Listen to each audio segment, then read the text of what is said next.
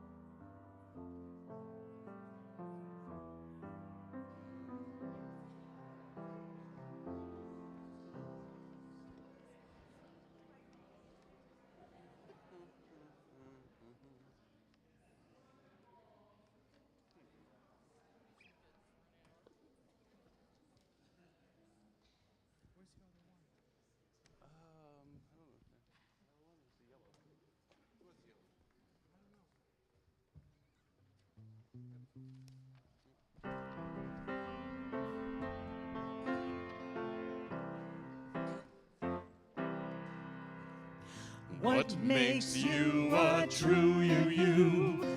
Love at the core of what you do. We commit to work as a team to make our values more than a dream. JetB helps us keep in mind 6 values that you have defined. Justice means we make things fair. We vote, speak up, and act with care. Equity is when everyone gets what they need for work and fun. Transformation means we change, and we can still grow at every age. What makes you a true you? Love at the core of what you do. We commit to work as a team to make our values more than a dream. JetB helps us keep in mind 6 values that you have defined. Pluralism is how we say we know there's not just one right way. Interdependence means we're connected, so our earth and its people are respected. Generosity is the last we can learn to share before we're asked. What makes you a true you? Love at the core of what you do. We commit to work as a team to make our values more than a dream. JetB helps us keep in mind 6 values that you have defined.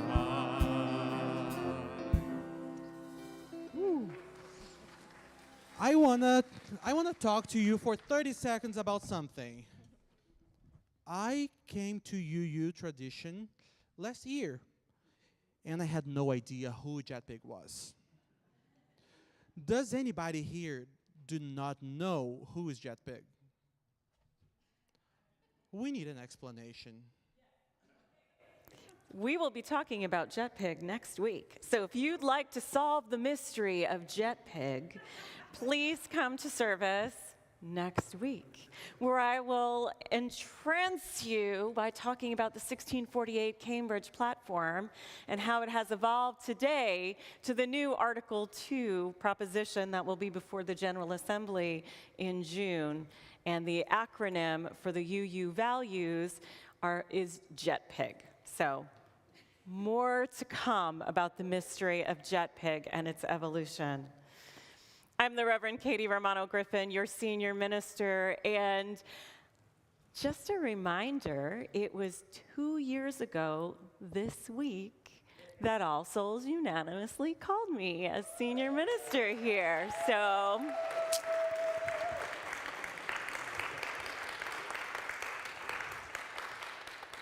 happy anniversary to us.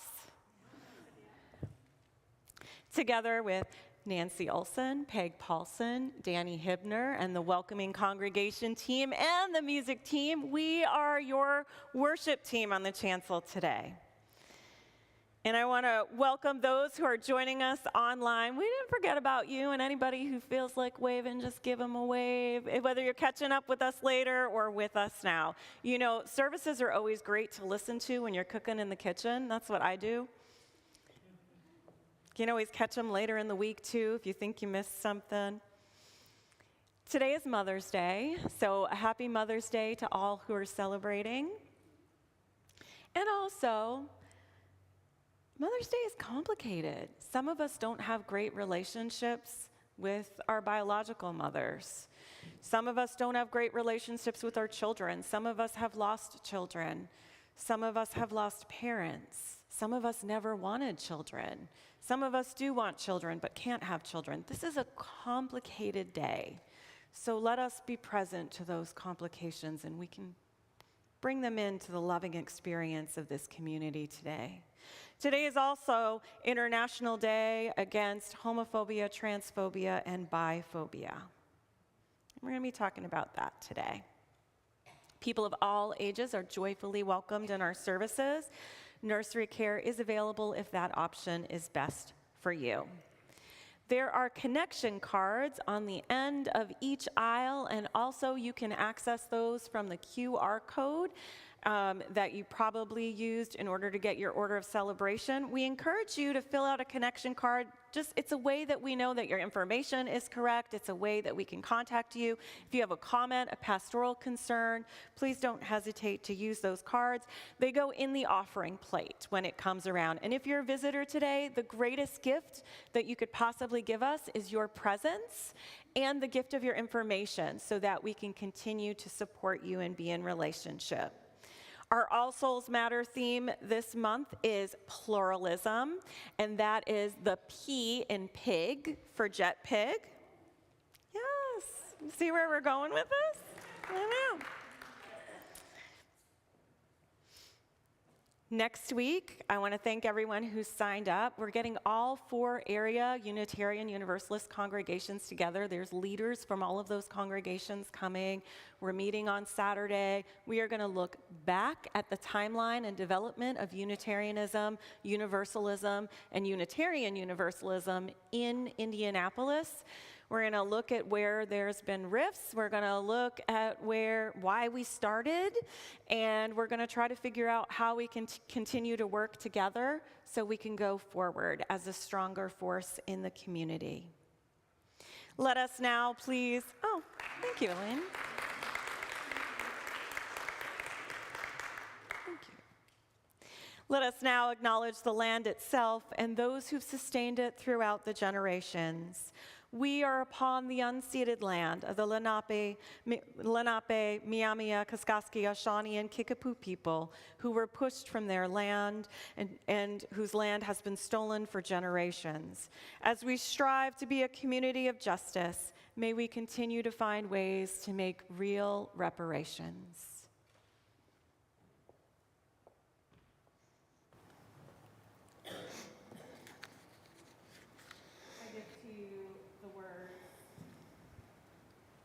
I give to you the words of Nicole Anderson, the Incarnational Beatitudes. Blessed are the homeless and those who beg for spare change, for they will inherit the house of the Lord. Blessed are the Black mothers who lament the deaths of their sons at the hands of the state, for they will be comforted. Blessed are the lesbian, gay, bisexual, transgender, queer, intersex, asexual, and pansexual individuals who reflect the very image of the holy, for they will inherit the earth. Blessed are the undocumented workers whose labors are hard and whose fear of deportation is real every day, for they will produce many fruits to sustain the kingdom of heaven. Blessed are the marchers who put their lives on the line, putting their faith in action and demanding mercy for all, for they too will receive mercy. Blessed are the disenfranchised children of Flint, Michigan, of the south side of Chicago, of the boroughs of New York, of Aleppo and Syria, of Haiti, of Zimbabwe, Ethiopia, and all of Africa, and of here in Indianapolis, for they will see God. Blessed are the peacemakers, as named by Martin Luther King Jr., who continue to strive in making his dream a reality, for they will be called children of the holy. Blessed are our Muslim, Jewish, Buddhist, Hindu, and First Nation siblings, and all other siblings of differing faiths, who do justice, love mercy, and walk humbly with their God, for theirs is the kingdom of heaven. Blessed are those who are detained, deported, and unjustly held on account of showing radical love and grace to a world filled with violence and hate, for their reward is great in heaven. And may we together create a heaven on earth so that no one can wait. No one has to wait to live in a just society here on earth. Come, let us worship.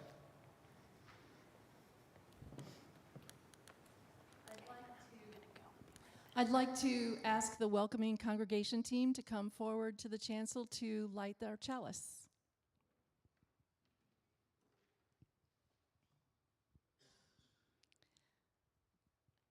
And as we do that, please join me in reciting our covenant. We recite these words as written by James Villablake in 1903. We will say them in Spanish first, and then in English. They can be found in Spanish in your order of celebration. El amor es el espíritu de esta iglesia, y el servicio es su ley. Vivir juntos en paz, buscar la verdad en el amor, y ayudarnos unos a otros. Este es nuestro pacto. Love is the spirit of this church, and service is its law. To dwell together in peace, to seek the truth in love, and to help one another. This is our covenant. You may remain risen as we sing together hymn number 1014 in our teal hymnals.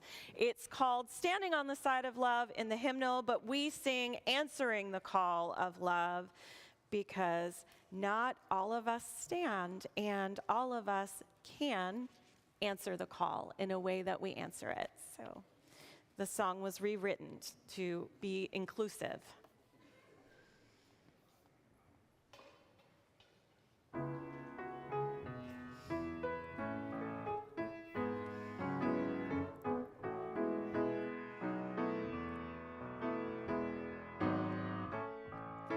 The promise of the Spirit,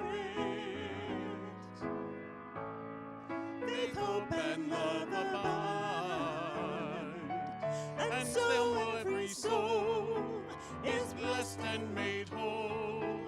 The truth in our hearts is our guide. We are answering the call of love. Hands joined together as hearts beat as one. Emboldened by faith, we dare to proclaim we are answering the call of love. Sometimes we build a barrier to keep love tightly bound, corrupted by fear, unwilling to hear, denying the beauty we found. We are answering the call of love. Hands joined together as hearts beat as one.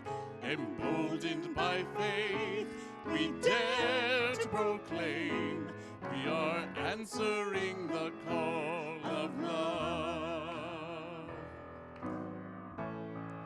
A bright new day is dawning, when love will not divide.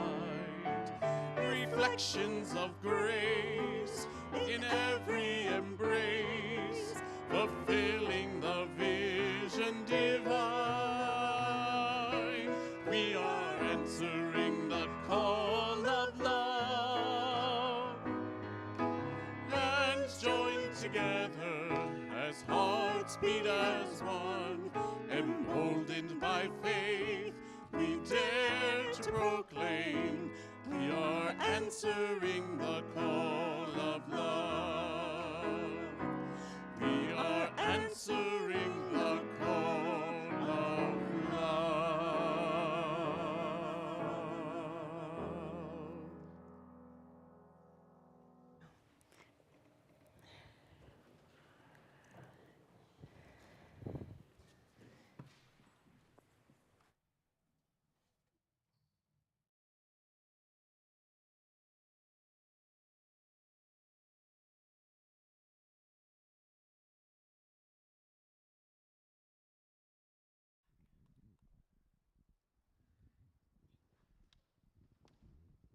Good morning.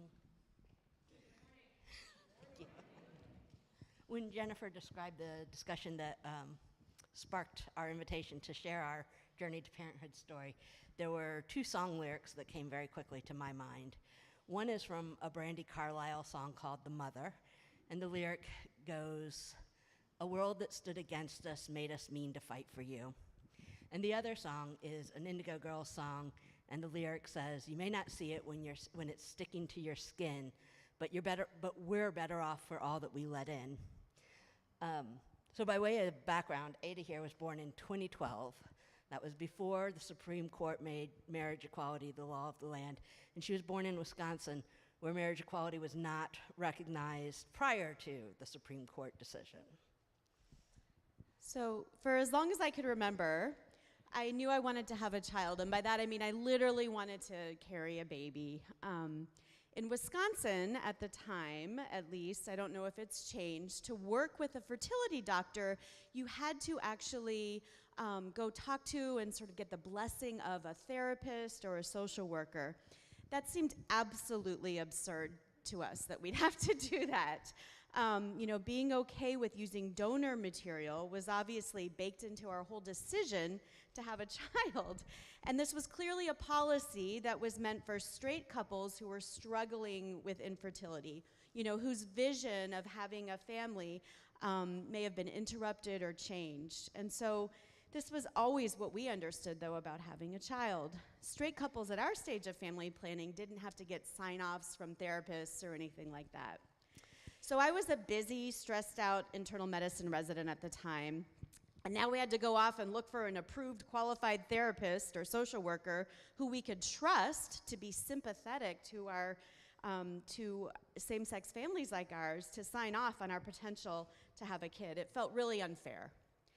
But I was on the older side for getting pregnant. And for the first time, pregnant for the first time, and so we really wanted to go straight to working with a fertility doctor to give us the best chances. So we did our research, and we found someone to meet with who would sign off on our proceeding. And this is where the better off for all we let in bit comes in. Despite having joked for years before any of this that people really should have a license to become parents, the fact that we were actually kind of in that position really was annoying. That was not a hurdle I was excited about jumping over. But we did. We met with a social worker for an hour, and it was an amazing hour. We learned so much that almost any parent should, have a chance to discuss and talk about. So we really did benefit from it, including especially how to talk to kids about their origin story. So Ada, what do you remember about us telling you your origin story? I don't remember a time that I didn't know my origin story, though I was horrified in first grade when none of the other kids knew what a sperm bank was. So fast forward a bit, we had several attempts to get pregnant, and we finally decided that we would need to try IVF. We had a miscarriage, and then I had preeclampsia, so Ada was delivered a little bit early. Voila, now we have our much-intended, much-loved daughter at our side. But in the state of Wisconsin, same-sex partners of the birth mother could not be named on the birth certificate. So it broke my heart that despite Ada seemingly turning her head moments after being born to the sound of Julia's voice, because she had heard Julia read to her for months while she was in utero, Julia would not be legally recognized as Ada's parent. So this didn't catch us off guard, though. We had paid a lawyer to draw up a co-parenting agreement and other appropriate documents to help make sure that Julia would be able to keep, care for, and protect Ada if anything were to happen to me. Second parent adoption just wasn't a thing in Wisconsin. For Julia to adopt Ada, I would have to completely relinquish all of my parental rights to Ada. And then, we'd do that briefly, and then suddenly we'd co-adopt Ada together. That was scary.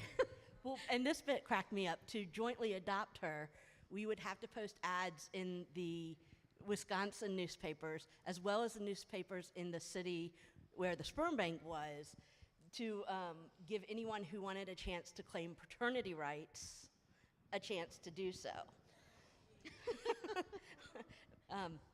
So that was fun. Anyway, the lawyers we worked with, they assured us that they knew which county and on what day and what time to submit their motions to get the best chance of having a favorable judge and the least time between the relinquishment of Jennifer's rights and our being approved to jointly adopt.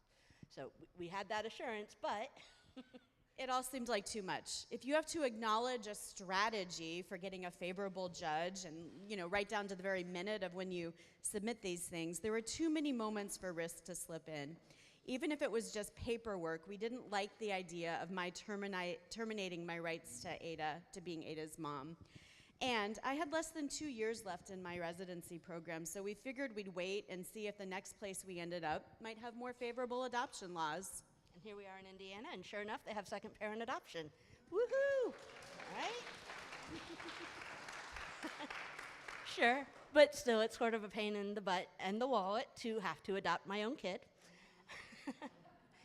But it was a really straightforward process here. So Ada, what do you remember about adoption day?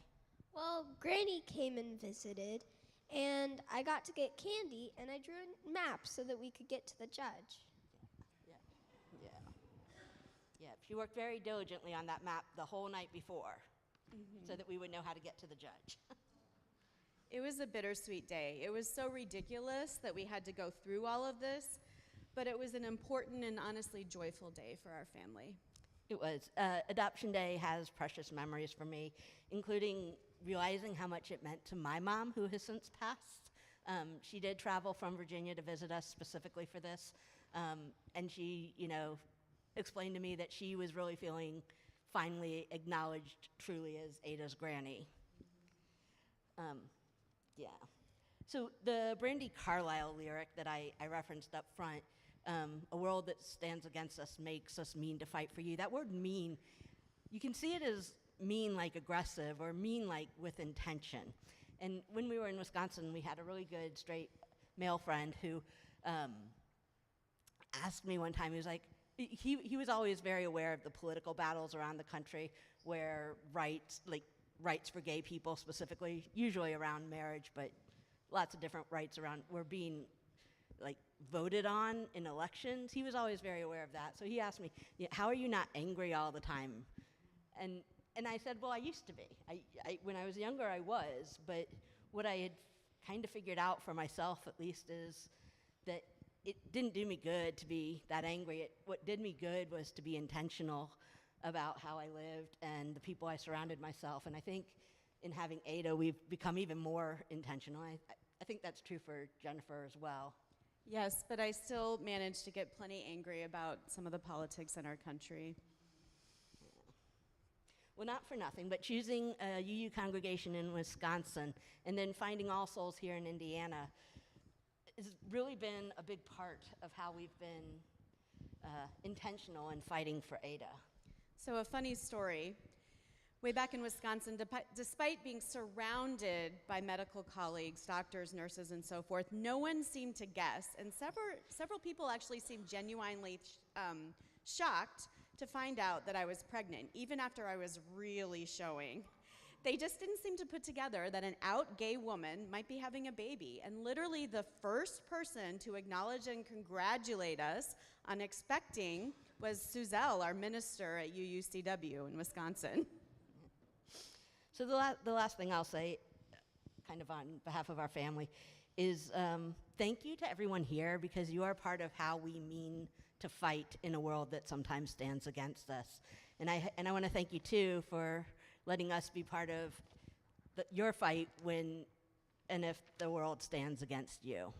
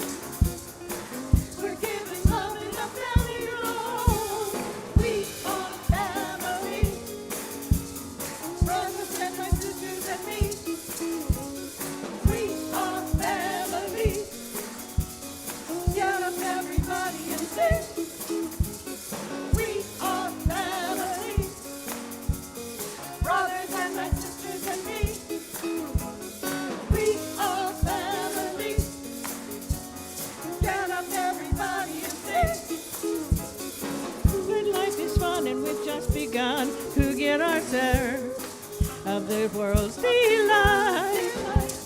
High hopes we have for the future and our goals in sight. No, we don't get depressed. Here's what we call our golden rule. Have faith in you and the things you do. You won't go wrong. Oh no. We are family. Brothers and sisters and me. We are family. Get up everybody and sing. We are family. Brothers and my sisters and me. We are family. Get up everybody and sing.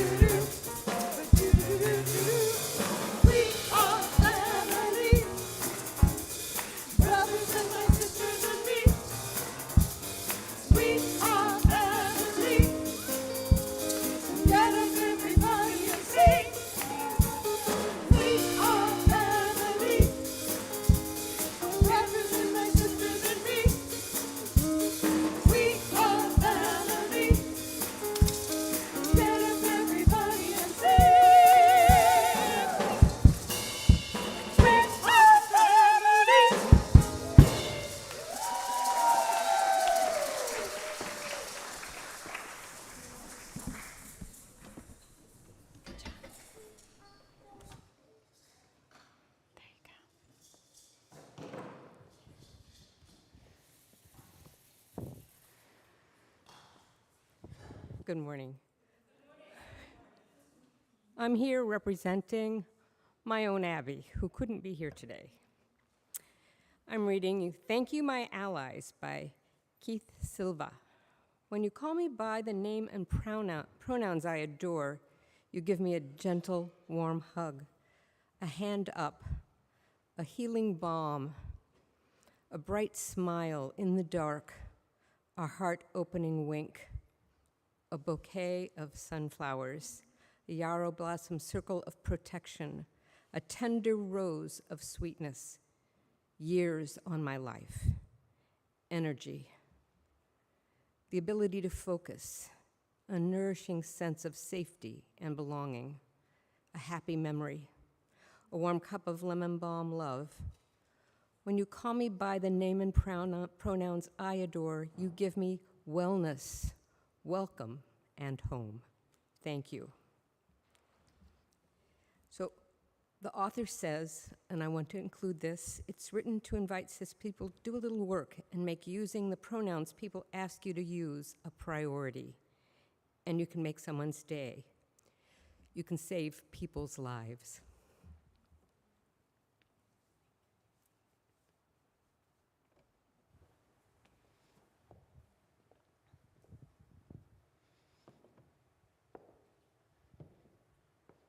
Let us take some time to be with the joys and the sorrows in this space and in the space beyond on this day. As I mentioned before, Mother's Day is complicated. Some of us have 2 or more dads, or 2 or more parents, or 2 or more moms. Some of us have step-parents, or our former step-parents, or maybe even current step-parents. Some of us, as I mentioned, have great relationships with parents or children, while others of us have no relationship or strained relationships, and perhaps we're trying to heal from those relationships now. Some of us have lost parents or children, or someone we love was just diagnosed with something. Some of us don't want children, can't have children, or have lost children. Some of us were welcomed by families who accept us and rejected by the family that was meant to receive us. We are present to these complexities today.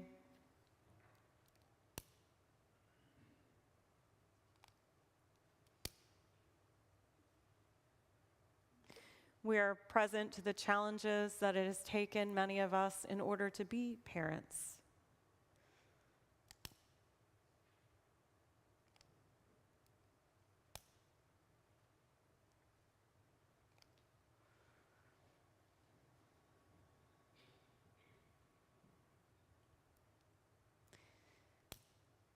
We are present to all those who are currently in the encampments.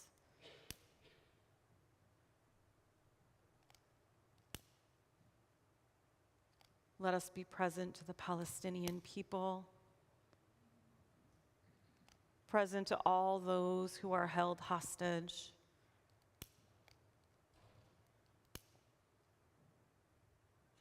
and all those suffering from natural and man-made disasters.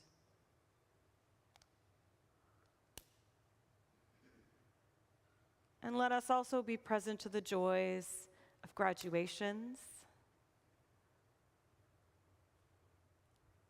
and new births and birthdays and anniversaries.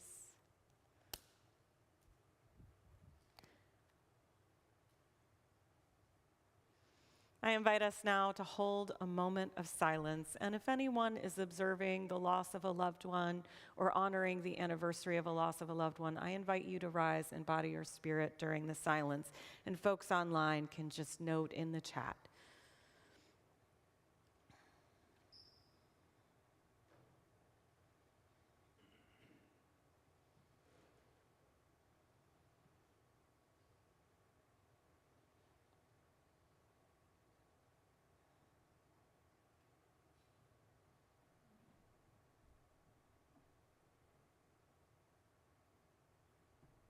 Thank you. May prayers be answered and hearts restored.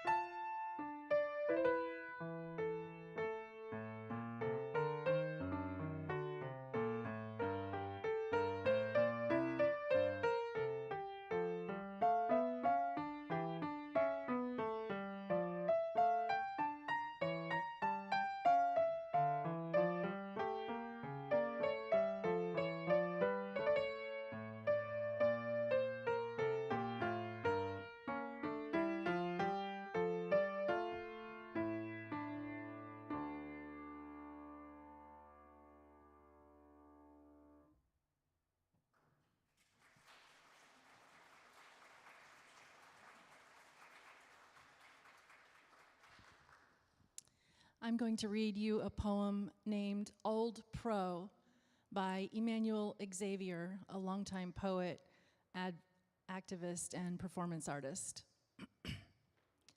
I wanted to be a poet. I hustled my way into the literary scene, much like I had at the Piers. They watched me dare to speak my truth. They said, "Good for you. talking openly about your experiences as a queer poet of color and being sex positive. They felt what I was doing wasn't poetry. I heard them say I was only popular because I was a whore. I listened to them, gave them permission to use me, let them take pictures of me in my underwear to promote readings. They mispronounced my name and spelled it incorrectly and expected me to show up and perform for them, bring in the crowd. They slut-shamed me into a cage in a small dark room that smelled like piss. I wanted to be a poet. I wanted to escape my past as a prostitute. Maya Angelou had been a sex worker and become a poet. In bed, I wrote poems. I cuddled with cats. I thought what I was sharing was important. I thought what I was doing was significant. I thought poetry was meant for everyone. I made mistakes in my rebellion. I was almost killed. I believed Audre Lorde that my silence would not protect me. I wrote to be more like a Sado saint. I was inspired by homophobic contemporaries who hated me. I did not attend their workshops or teach alongside them in schools. I watched them become famous. I watched a new generation of poets pretend they did everything first. I watched them innovate and influence as I became invisible again. I used my first and middle name to be remembered. My last name belonged to a deadbeat dad. I tried to write about what I knew at a time when they did not care about houses or underground communities. DEI was not an acronym for diversity, equity, and inclusion. More like disenfranchise, exclude, and ignore. I read in front of large audiences, and I read to myself to a phone camera. I thought I would reach my father this way someday. I thought I would meet the love of my life this way someday. Instead, we met the old school way at a seedy bar after marching against racism. He jokingly calls me Emmanuel. He can recite the lines of my better-known poems. He loves to tell stories. He knows there is only one M in my first name. We both learned the truth about my father, now know his name, where he lives in Florida. He lets me discuss my past. He lets me find the time to read and write. He is my literary award. I am his laureate. Please rise in body or spirit as we sing together hymn number 1053 in your teal hymnals, How Could Anyone?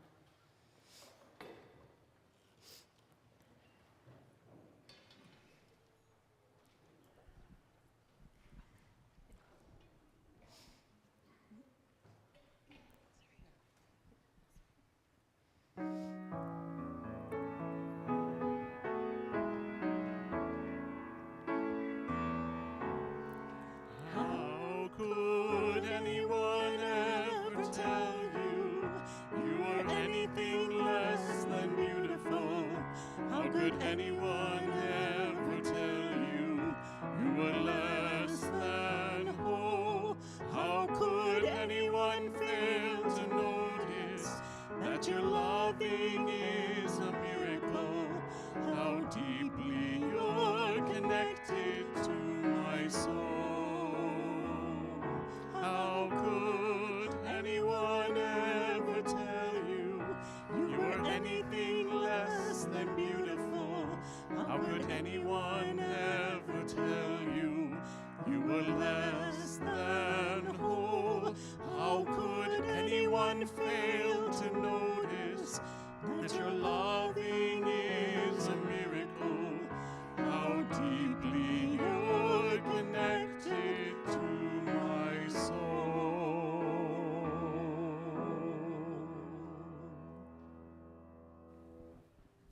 Thank you. How could anyone ever tell you that you are anything less than beautiful? How could anyone ever tell you that you are less than whole?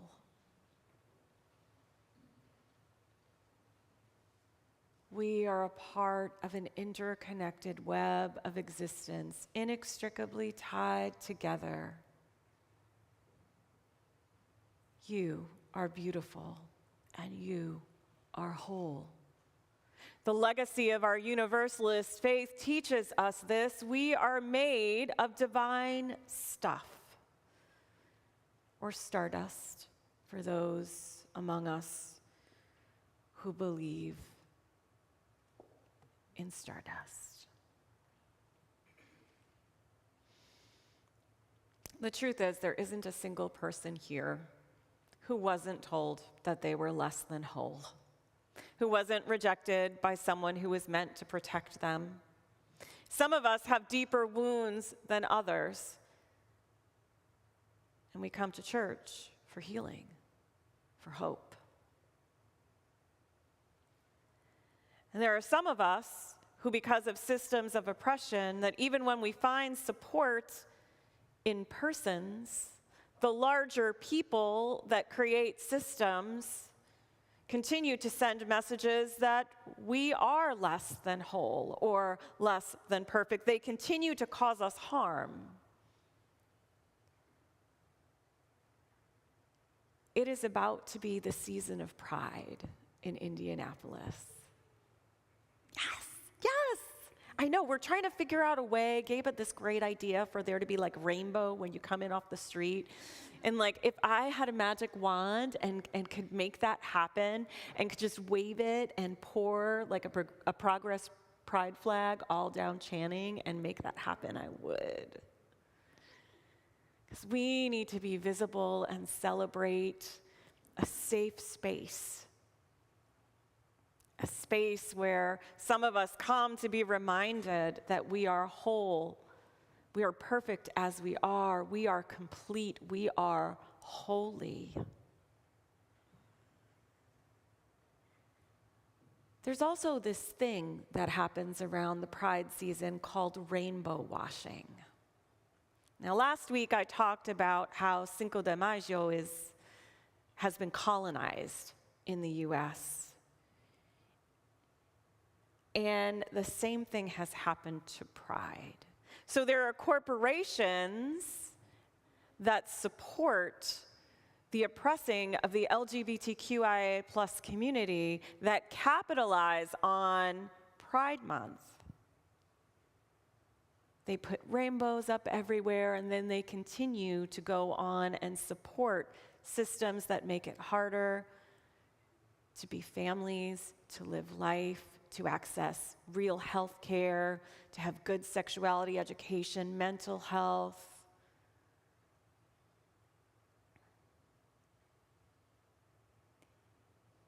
There's obvious places, right? Like if suddenly Chick-fil-A puts up a flag, you know you're not going in for hate chicken, right? If Hobby Lobby is having a sale, like that's an obvious, you're not going in for some hate hobbies, right?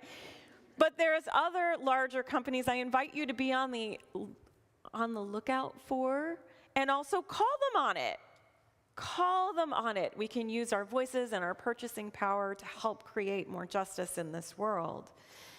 You know, you don't get to capitalize on pride when you're causing harm the other 364 days of the year.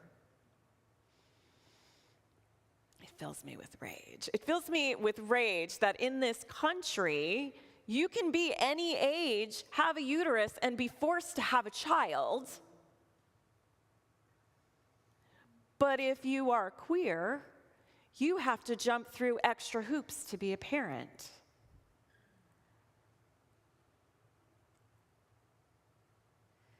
According to the Human Rights Campaign in 2023, over 520 anti-LGBTQ bills were introduced in state legislatures. 220 specifically targeted transgender beloveds and non-binary people. And a record 70 anti-LGBTQ laws were enacted in 2023 banning gender-affirming care for transgender youth, laws that required allowing or misgendering of transgender students, laws targeting drag performances, laws creating a license to discriminate, and laws censoring school curriculum, including books. Librarians are also losing their jobs. Notable trends, they continue in 2023. There were more anti-LGBTQ+ bills introduced in state houses than any of the 5 previous years, including erasure bills that strip away dozens of legal protections and rights. If the reversal of Roe v. Wade taught you nothing, be reminded that no rights are guaranteed for marginalized people, and we cannot give up. They continue. More than 125 bills would prevent trans youth from being able to access age-appropriate, medically necessary, best practice health care. 45 bills banned transgender students from playing sports, and about 30 bathroom bills. On March 6, 2023, the Unitarian Universalist Association asserted our position with a press release, and I want to share the press release with you. We are clear and unapologetic. Our LGBTQIA+ siblings are sacred, whole, and divine. As Unitarian Universalists, we understand the full expression of diversity of gender and sexuality is a gift. Our commitment to love and justice, to inclusive ministry and prophetic action is deep and life-affirming. We actively organize and promote leadership of Black, Indigenous, and people of color communities. We work to end anti-Black racism, organize for racial justice, disability justice, gender justice, LGBTQIA+ equality, and support reproductive justice, climate justice, and more. Our hearts are with everyone in these frontline communities and states. Every day we see new regressive policy ideas being introduced or debated. We pray especially for all of our trans and non-binary plus kids and their families and the communities supporting them. Trans and non-binary plus people are living in an environment where legislators and policymakers are criminalizing their existence, and I will insert, and corporations are funding this. And they continue, trans children and their parents fear that the state will prevent them from receiving appropriate health care or feeling secure in their families. It's forcing people to consider relocating for their own safety and their family's safety. As progressive people of faith, we affirm and remain in solidarity with trans and non-binary plus people because this is a fight for everyone's humanity. We must actively work to create a society where trans children can be free to be who they are and fully live into their identity. And we must strengthen our partnerships across faith communities and with grassroots partners to build networks of safety and self-care while mobilizing for change that supports a more just, equal, and loving society. I wanted to share this with you because when I was called in front of the state's attorney for our case with the ACLU against the state of Indiana's near abortion ban, I could go back and look at records and statements that were made by the Unitarian Universalist Association, actions of immediate witness, which I'll explain in a moment, and other codified statements that we have made as statements of faith in support of reproductive choice. And the state's attorney kept battering me about, well, does everyone agree? How do you know that's really the faith position? And what I had to explain is that we vote on everything. So, you know, when we make decisions in this congregation, you empower leadership. Leadership makes some decisions independently, but we have a covenant on some decisions that we make together. Like the congregation voted as a whole for me, your senior minister, to take my time to fight for reproductive justice. You made that decision. So how do I know that this is a statement of faith? Because we voted on it. So we vote here at a congregational level, and then congregations send delegates to our General Assembly, and this has been our way. This was the Universalist way, this was the Unitarian way, and it became in 1961 the Unitarian Universalist way. We vote. Democracy is central to who we are. So there is nobody that is the boss of us. There is no person sitting in Boston. Reverend Sophia Bentoncourt, current president of the UUA, is not in Boston making decisions for congregations. Sophia is taking the information and looking at what has been historically voted on by congregational representatives at General Assembly, and that is what guides our public messages. Now, there's times with which she has to lead, but she does that in a way that is relational to the congregations, not separate from it. So when someone asks what we believe, we have a way to track that. And yes, sometimes it is tied to Scripture, and sometimes it is tied to experience. That is how we do theology as Unitarian Universalists. Whew, I got away from myself there for a second. Here are some things that we're doing at All Souls. Here are some of the ways that we're living our faith here. For the first time in more than 5 years, we are eligible to recertify as a welcoming congregation because we recommitted to the work of being LGBTQIA+, intentionally positive and welcoming. Now, some people are like, wait a minute, did we stop being a welcoming congregation? The process changed, and we weren't aware of it. So when I came here, we talked about it, and that commitment was made. And what we know is that the more we know, the more we find out we don't know in life. So we need to always have a welcoming congregation team that is doing the work and helping to keep the congregation current in a variety of ways. So we are offering programming and education to train allies to better support. We are running the Transforming Hearts Collective class, and we also had the movie screening of Intentionally Erased. We offer life-saving sexuality education with the Our Whole Lives program, and we hope to roll it out into the larger community next year and the UUA is telling all of us this. Look, we might be the last places that can offer real and affirming sexuality education. They can't touch us because we're a faith institution, so we can talk about things that can't be talked about in the wider community. This is why we were able to use the RFRA law to make our case in front of the Court of Appeals with the ACLU. Ha!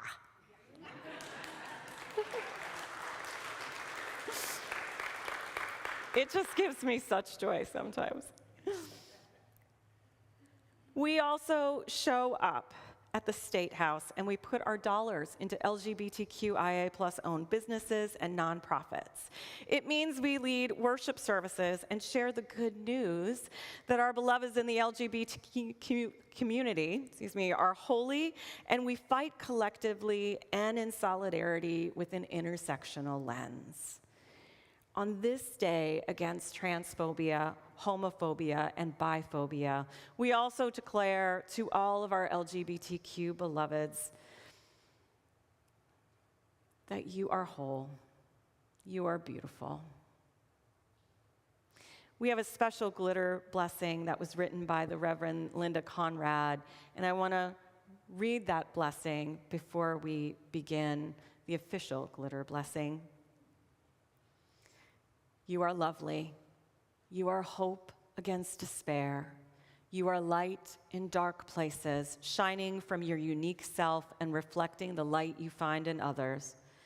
You are divinely human, mystery of eternity and dust. We do this glitter blessing. We're doing it today. We will also be available at Pride to offer this glitter blessing. The Reverend Dawn from UUI and I will trade places. It's a practice that some say has risen out of Stonewall revivals, and the glitter is a reminder that we continue to shine. We are resilient, and like glitter, we keep showing up even after years of being introduced into a space. Glitter blessings are performed by clergy like me who serve in welcoming denominations and also by lay leaders. It's meaningful when it is a faith leader because many people have been rejected by faith communities. So in this moment, I'd like to invite everyone who identifies as a member of the LGBTQIA+ community or who feels comfortable doing so, to please come forward and receive your glitter blessing.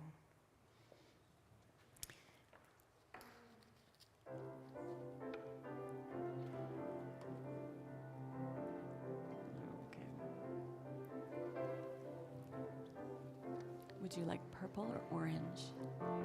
Purple or orange glitter?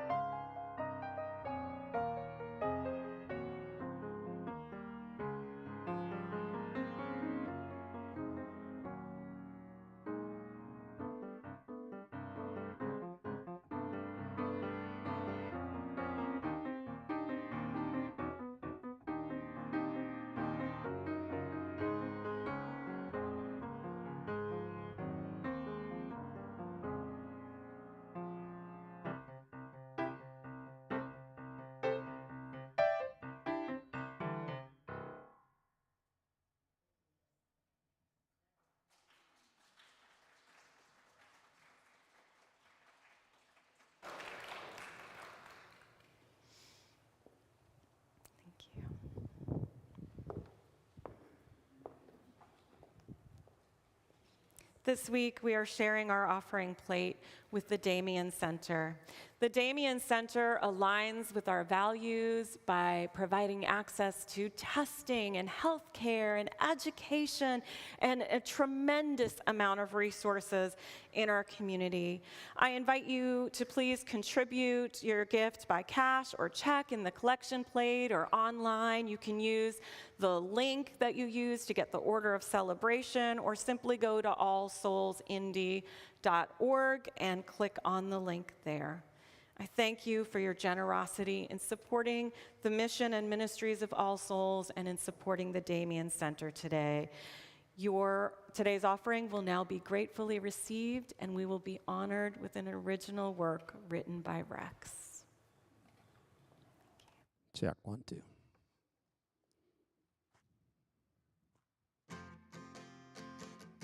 Will you not listen? Do you not understand? I heard that Jesus loves us. He wants us to be free, to live love honestly. Don't you remember the days of the week? It doesn't matter the gender, the tenderness is there for all of us who seek. Moving forward, onward, upward, they will find a place for you, out of sight and out of mind. Making progress, now we're moving, they will find a place for you, somewhere over the rainbow.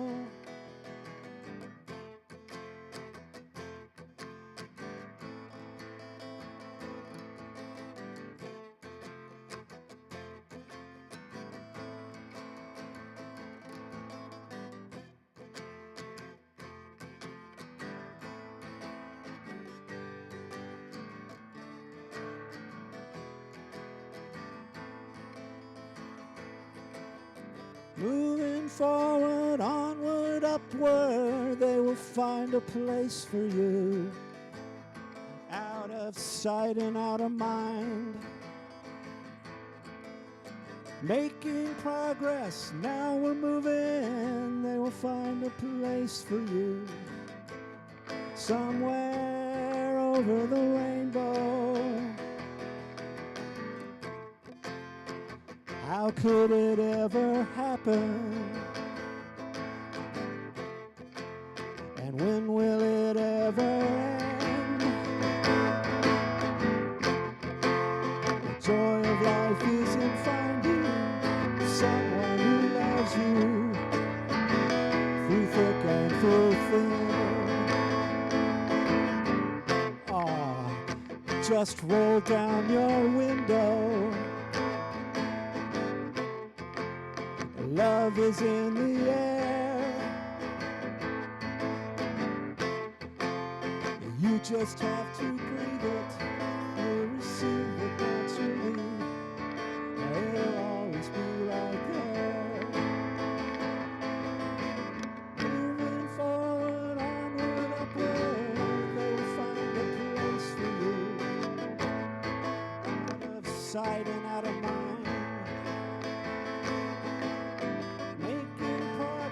Now we're moving, they will find a place for you, somewhere over the rainbow. Will you not listen?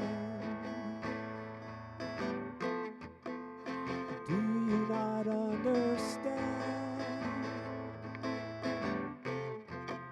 I heard that Jesus loves us.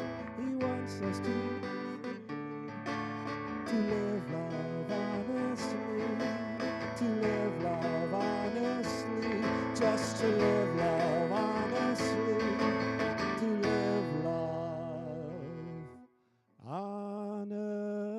justly.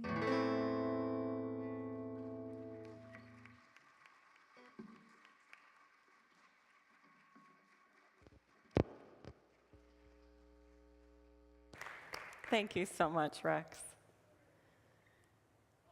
Our closing words today are a challenge. You can choose to engage in this experiment or not, but the invitation is to engage in this experiment. When you go forth from this space, I invite you to be present to the people around you, in this space, in the street, and to try to catch the eye of someone in passing. And if you don't catch their eye, that's fine, but perhaps simply just to smile at them. And in your mind, remind them that they are whole, healthy, perfect, and complete. And then offer that blessing to yourself. That's your challenge for this week. So go forth and be agents of love and be agents of justice. May it be so. Amen, and blessed be.